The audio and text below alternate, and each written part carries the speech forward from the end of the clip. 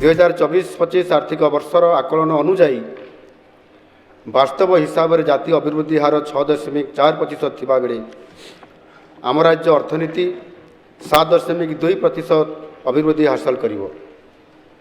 मध्यम अवधि रे राज्य अर्थनीति 8% रु अधिक हार वृद्धि पाइब बोली आकलन करा जायछि। आम सरकार आमर दूरदर्शी प्रधानमंत्री श्री नरेंद्र मोदी मूल मंत्र सबका साथ सबका विकास अनुजाई समस्त क्षेत्र में अभिवृद्धि अधिक नियुक्ति सुजोग सृष्टि तथा संतुलित आंचलिक विकास हासिल पदक्षेप नेउछंती।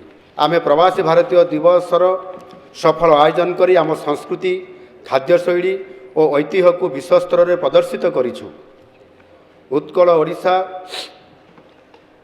मेक इन ओडिशा कनक्लेव रे ओडिशा को केवल सुजोगर भूमि नुहे बरं पुंजीनिवेशर चरम गंतव्य स्थल भाव में दर्शा जाइछि।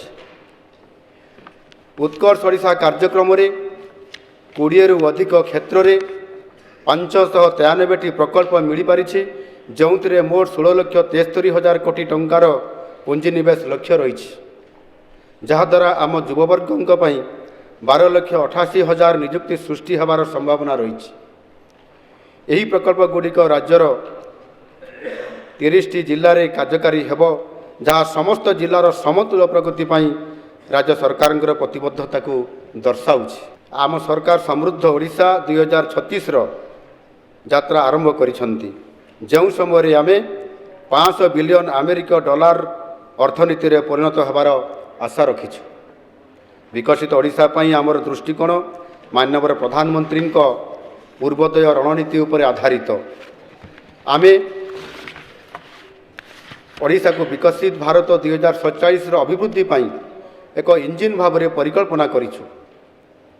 आमे 2047 सुधा 1.5 ट्रिलियन अमेरिक डॉलर अर्थनीति हेबाकू आशा रखिछु।